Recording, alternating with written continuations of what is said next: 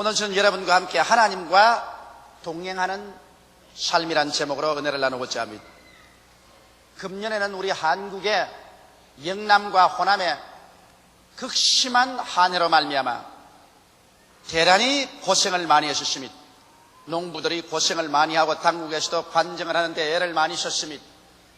그런데 마침 때가 늦지 않게 비가 내려서 올해는 풍년을 구가할 수 있게 되었습니다. 정말 하나님께 감사하지 아니할 수 없습니다. 그런데 오늘 여러분과 나의 가슴 속에 과연 이와 같은 영적인 한발이 다가와 있지 않은가? 이것 한번 깊이 생각해 봐야 될 것인 것입니다. 오늘날 수많은 사람들이 교회에 모여 입으로 주여 주여 하면서도 그 교회가 가뭄이 들어서 영적인 은혜가 메말라지고 살아계신 하나님의 임재하심이 사라져버린 지 오래되는 교회들이 얼마나 많은지 모릅니다. 왜 성령의 단비가 내게는 내리지 않을까요? 왜 우리 교회는 아무리 예배를 봐도 마음을 깨뜨리고 거물하게 하는 영적인 하나님의 은총과 임재하심이 내려오지 않을까요? 이런 질문을 하는 사람들이 많이 있습니다. 저는 그 질문에 대해서 오늘 대답을 해드리고자 합니다. 성경에 오늘 읽은 말씀 가운데 보면 화평함과 거룩함을 쫓아라, 이것이 없이는 하나님을 배울 수 없다고 말씀하고 있는 것입니다. 그러므로 첫째로 우리의 생활 속에 화평함을 쫓아서 화평의 영 성령께서 임하시게 해야 되는 것입니다. 하나님의 임재하신 곳에는 어느 곳에 가나 사랑과 화평이 운행을 합니다. 그러나 독한 시기와 분노와 질투와 미움이 있는 곳에는 하나님의 성령이 역사하는 것이 아니라 우리를 도적질하고 죽이고 멸망시키려는 악령이 그 속에서 역사하고 있는 것입니다. 많은 사람들이 제게 와서 이런 말을 합니다. 목사님, 내가 하나님의 성령을 받았는데 혹시 이것이 악령이 아닌지 분별을 해 주십시오. 그 분별하는 것 아주 대단히 간단합니다. 왜? 하나님의 성령은 사랑과 화평의 영인 것입니다.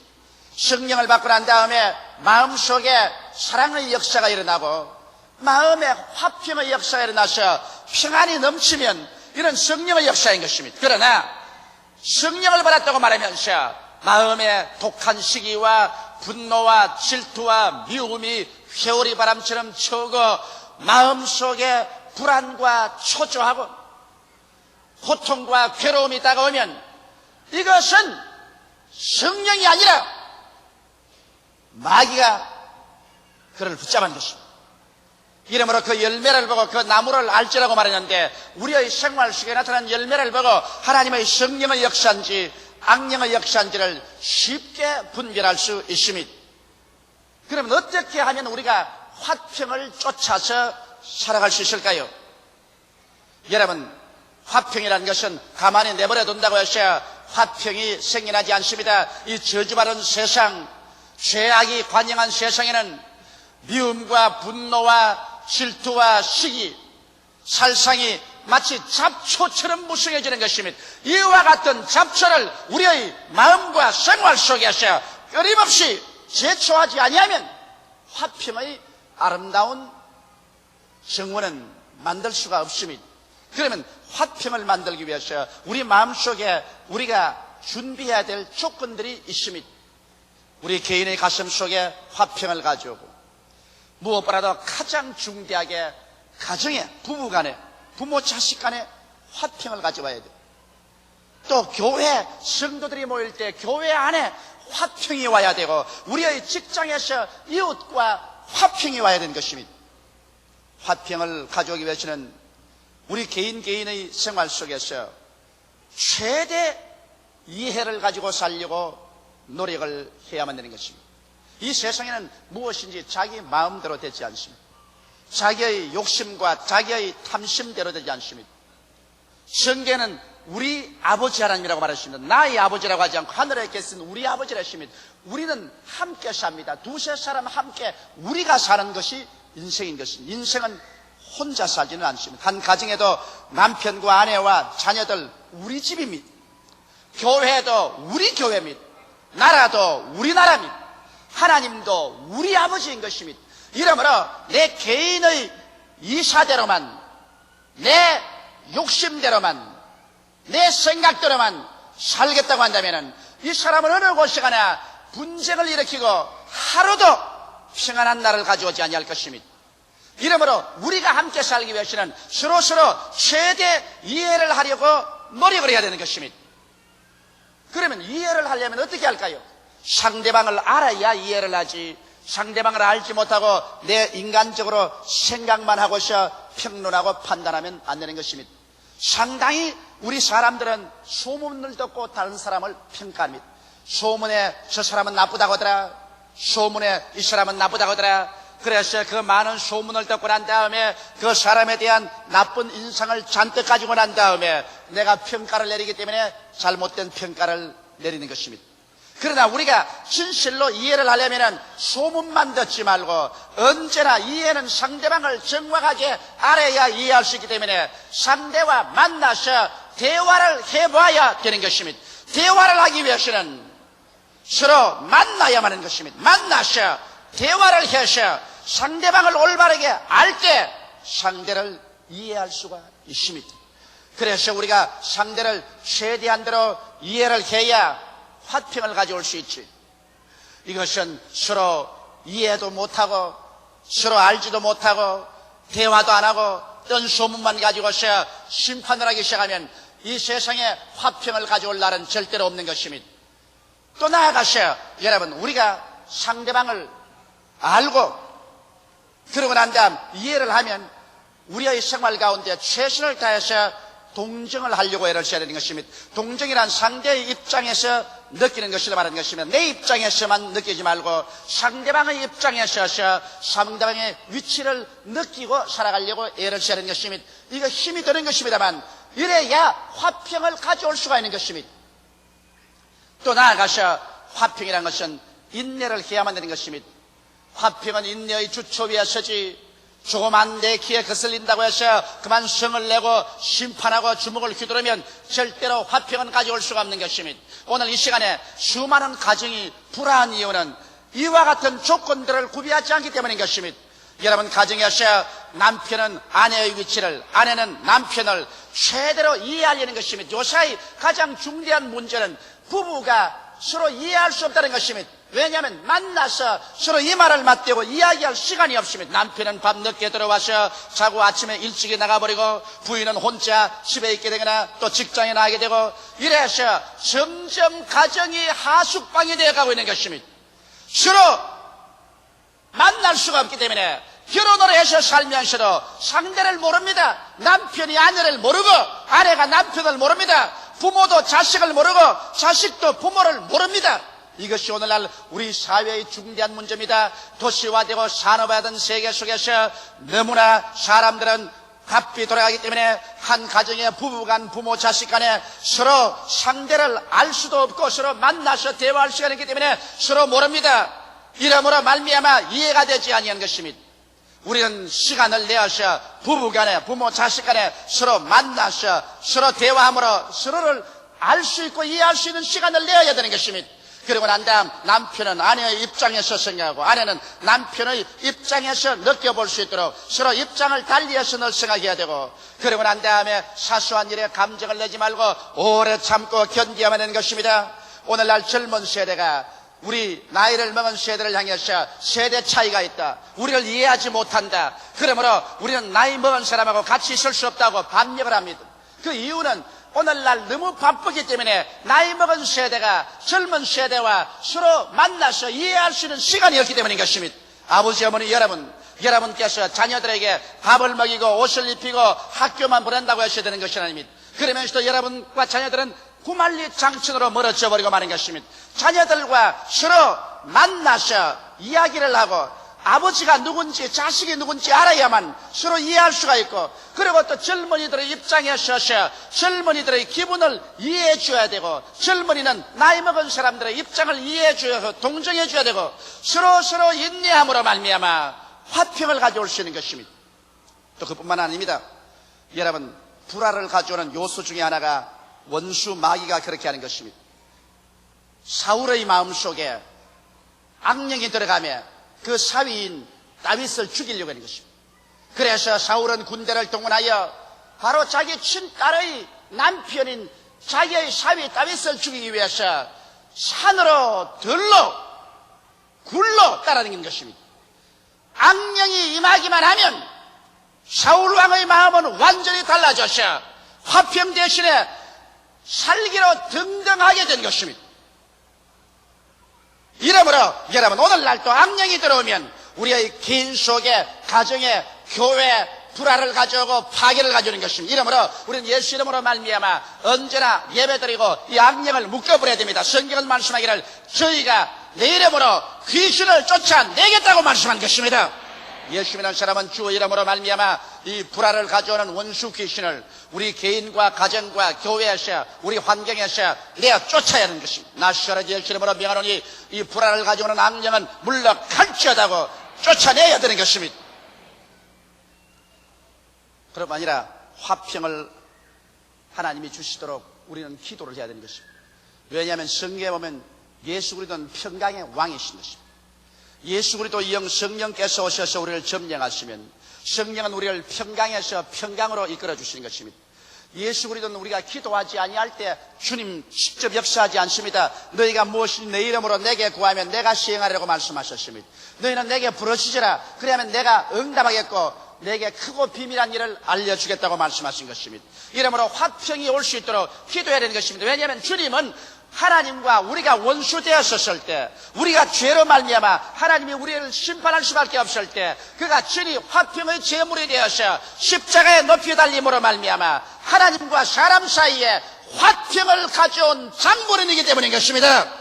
이러므로 예수 그리스도의 십자가의 보혈은 하나님과 우리 사이에 화평을 가져오고 우리의 양심에 화평을 가져오고 우리와 우리 이웃에 화평을 가져오는 것입니다. 만유가 예수 그리스도로 말미암아 화평을 가져오게 되는 것이므로 예수 그리스도와 그 십자가의 보혈의 능력으로 화평이 다가오도록 기도를 해야 되는 것입니다.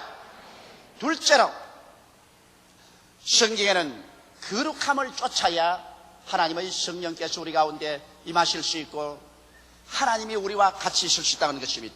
그럼 우리가 화평을 쫓아서 화평 가운데 있으면 화평의 영인 성령이 우리와 같이 있지만은 또 우리는 거룩함을 쫓지 아니하면 하나님을 볼 수 없다고 말하고 있는 것입니다. 시편 93편 5절에 보면 여호와여 주의 증거하심이 확실하고 거룩함이 주의 집에 합당하여 영구하리이다. 다시 말하면 주의 집은 바로 거룩함이라고 말하는 것입니다.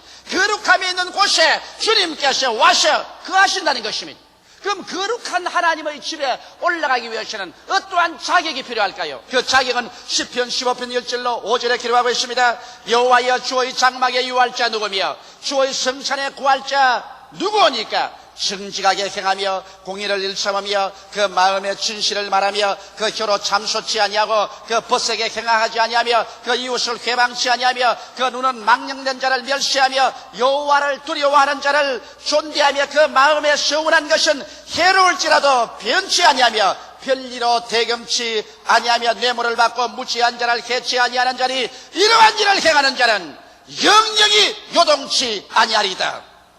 바로 거룩하신 하나님 장막에 나아가는 데는 이와 같은 조건이 필요한 것입니다. 오늘 그러므로 우리가 화평을 도모한 우리들은 이제는 거룩함을 얻기 위해서 주의 장막과 성산에 올라가는 계단을 한 계단 두 계단 우리 밟아서 올라가야 되지 않겠습니까? 그러므로 오늘 이 시간에 첫째 계단을 우리 올라가십시다. 첫째 계단은 정직과 공의와 진실인 것입니다. 우리가 정직하고 공의를 행하고 진실을 말하지 아니하면 하나님의 성산에 올라갈 수가 없고 거룩함에 이를 수가 없는 것입니다. 우리는 예수 그리스도를 믿음으로 말미암아 값없이 용서를 받고 의롭다함을 입었은 것입니다. 그는 법적으로 의롭다함을 입었으나 실제로 우리 생활이 거룩게 되는 것은 이제 우리가 성령의 도우심을 받아서 노력하고 애써서 인격적인 변화를 가져와야 되는 것입니다. 구원은 믿음으로 말미암아 받지만은 하늘에 올라가서 하늘의 상급을 받는 것은 여러분과 내가 이 땅에 사는 동안 얼마나 거룩하게 되었는가, 여기에 따라서 여러분의 영광이 하늘에서 달라지는 것입니다. 그러므로 우리가 주의 장막과 성산에 올라가는 첫째 계단으로서 정직과 공의와 진실을 가져와야 하는 것입니다. 정직은 신용의 근본입니다. 정직을 잃어버리면 신용을 잃어버리고 신용을 잃어버리면 인격적인 파탄이 되는 것입니다. 이것이 여러분 얼마나 중요하냐면 개인적으로나 가정적으로나 사회적으로나 다 그렇습니다. 우리가 부정직해서 신용을 잃어버리면 그때부터 인격적인 파탄이 되고 사람들로부터 경문을 당합니다. 남편이 부인에게 신용을 잃어버렸는지, 부인이 남편에게 신용을 잃어버리면 가정적인 파탄을 가져옵니다. 혹은 부모가 자녀들에게 신용을 잃어버리면 부모가 무슨 말을 해도 자녀들이 믿질 않습니다. 더구나 오늘 세상 경쟁사회 속에서 무엇이든지 우리 정직하지 않냐고 남을 속여놓으면 그 다음부터는 깊이 인물이 되어서 그 사람은 사회적으로나 사업적으로나 망해버리고 마는 것입니다. 이러므로 우리가 한 개인으로서나 국민으로서 이 세상에서 성공적인 인생을 사는데도 정직을 교려하면 그 사람은 깊이 인물이 되어버리고 마는 것입니다. 인격적인 파탄에 이르고 마는 것입니다. 아무도 신용하지 않습니다. 그를 신용하지 않으니까 그 사람이 이 사회 속에서 살아갈 수가 있나요? 오늘날 사회는 신용을 가지고서 살아가는 것이 사회인 것입니다. 이러므로 우리는 하나님 앞에서도 정직하게 행하여야 하나님이 우리를 신용해 주셔야 그 다음부터 우리의 기도가 응답되지, 하나님이 우리를 신용할 수 없으면 우리는 그때로부터 하나님께 버림받은 자가 되고 마는 것입니다. 그 다음 우리는 공의를 행해야 되는 것입니다. 공의라는 것은 평등 사회의 기초인 것입니다. 이 사람을 두둔해주고 저 사람은 멸시하고 사람을 차별 대우하는 것은 공의가 아닌 것입니다. 성경에 보면 야고보의 가정에서 야곱이 이삭의 사랑을 바라셨습니다. 그 어머니 리브가의 사랑을 바라셨습니다.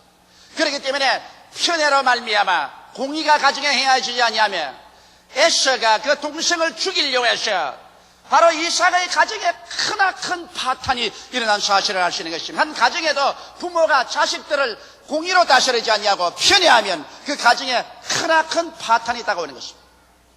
이렇기 때문에 우리의 삶에서 우리가 부자나 가난한 자나 권력 있는 자나 권력이 없는 자나 잘난 자나 못난 자나 남자나 여자나 차별 두지 말고 그들의 위치를 따라서 공의로 판단하고 공의로 다스려야 되는 것입니다. 더구나 교회는 더 그렇습니다.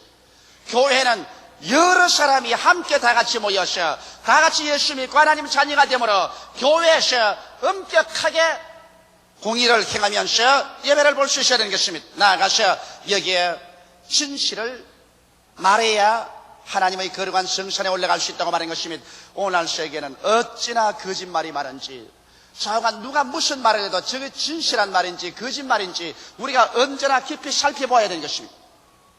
우리 한국에서는 여러분 이 진실이 오랜 세월 동안 없었습니다. 그렇기 때문에 물건을 만들어도 우리가 물건 살 때 이게 가짜요 진짜요를 반드시 묻습니다. 진실이 없어지는 사회 속에는 여러분 이 세상에 무엇이든지 의심을 하고 살아야 되기 때문에 마음의 평안을 가지고 살 수가 없는 것입니다. 이러므로 우리가 하나님은 진리임으로 하나님께 나가는 자는 진실을 말하면서 살아야 되는 것입니다. 그러므로 주의 장막과 그 성산에 올라가는 첫째 계단은 정직하고 공의를 행하며 진실을 말함으로써 나아가야만 하는 것입니다. 그 다음 둘째 계단에 우리가 올라가십시오. 하나님의 성전에 올라가는 둘째 계단은 참소하지 아니하며 그 이웃에 행하지 아니하고 회방하지 않아야 되는 것입니다. 이것은 우리가 평소에 너무나 많이 하는 일인 것입니다. 왜 나는 성령이 충만하지 못할까? 왜 나는 기도가 안 나올까? 왜 하나님의 역사가 내게는 없을까? 그런 질문할 때 여러분 가장 우리에게 흔한 죄가 바로 참소하고 행악하고 회방하는 죄 때문에 그런 것입니다. 참소란 것은 간악한 말로 남을 헐뜯어 없는 죄도 있는 것처럼 만들어서 윗사람에게 고해바치는 것을 참소라고 말하는 것입니다. 오늘날 참소하는 죄가 이 세상에 가득합니다. 그래서 있는 것을 말하면 좋은데 있지도 않는 것을 거짓말로 만들어가지고서 남을 헐뜯어가지고서 어찌한지 파탄 이르게 하는 이 참소, 이것은 마귀가 하는 것입니다. 마귀는 하나님 앞에 나가서 욥을 참소했습니다. 오늘날 성경에도 말하기를 우리 형제를 밤낮 참소하는 자가 마귀라고 말하는 것입니다. 이러므로 여러분 우리는 참으로 있는 것을 말해서 이것을 수정하는 것은 좋지만은 남을 파괴하기 위해서 간악한 말로 헐뜯어서 없는 죄도 있게 만들어가지고서 이것을 윗사람에게 보여서 파탄을 가져 올려갈 때 이것은 참소인 것입니다. 이것을 우리 버려야 되는 것입니다. 이 죄를 우리가 철저히 회개해야 되는 것입니다. 그 다음에는 행악을 없애야 됩니다. 남을 망하게 하려고 이웃에게 행악을 행하는 것입니다. 어찌한 이웃의 올무를 넣고 함정을 파셔 이웃이 성공하지 못하고 승리하지 못하도록 행악을 해놓은 일들이 얼마나 많지 않습니까? 경쟁사회 속에서 어찌한지 남보다 내가 나아지기 위해서 정정당당하게 경쟁하지 않냐고 행악을 행하여 이웃을 파멸시키려는 이러한 일은 우리는 회개해야 되는 것입니다. 그 다음 회방을 저버려야 되는 것입니다. 남의 일을 방해하는 것입니다. 남이 잘해나가는 것 어찌하는지 말로서 그렇지 않으면 행동으로서 방해해서 못하게 하는 것입니다. 오늘날 교회 가운데도 그런 일이 있습니다. 교회가 성장하고 발전하면 하나님 나라가 확장되는 것으로 즐거워해야 될 것인데 그만 시기와 분노가 가득하셔 그 교회를 헐뜯고 교회를 회방하고 교회가 망하도록 앞에다가 걸림돌을 갖다 놓는 일을 교회 가운데서도 이렇게 하는 일이 얼마나 많은지 모릅니다. 오늘날 예수 그리스도의 신자들 가운데서 오늘날 교회가 가장 하나님께 회개해야 될 것은 교회 교인들끼리 교회끼리 교파끼리 참소하고 경락하고 회방하는 죄를 회개해야 되는 것입니다.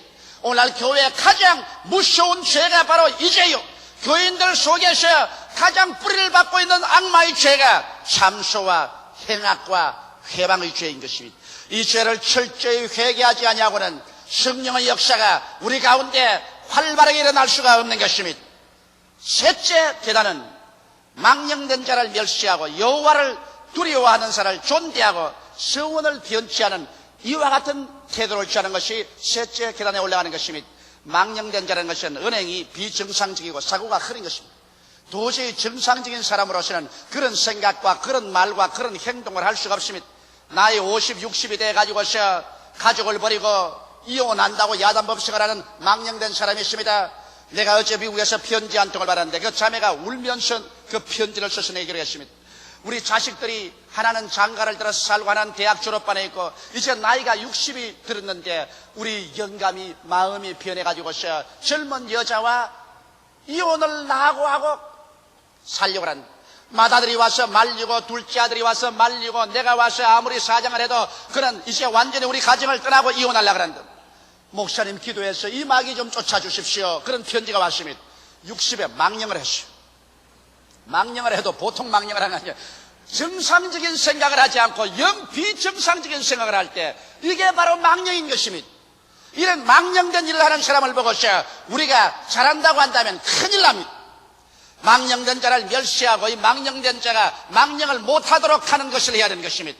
그리고 여호와를 두려워하는 자를 존대한 하나님을 범사에 두려워하고 하나님을 두려워하는 사람은 하나님을 경외하고 믿고 순종하는 사람인데 이런 사람과 같이 하고 이런 사람과 친구를 사귀며 또 나아가서 서운한 것은 변하지 않는다. 하나님께 약속한 것은 내게 소대가 갈지라도 그대로 실천한다는 것입니다. 사람들은 자기가 어렵고 다급할 때 쉽게 하나님께 서약해놓고 난 다음에 문제가 다 해결되고 편안하게 되면 하나님과 서약한 걸 언제 했는 듯이 다 잊어버린 사람이 있습니다. 이런 사람은 차라리 서약 안 하는 것이 좋습니다.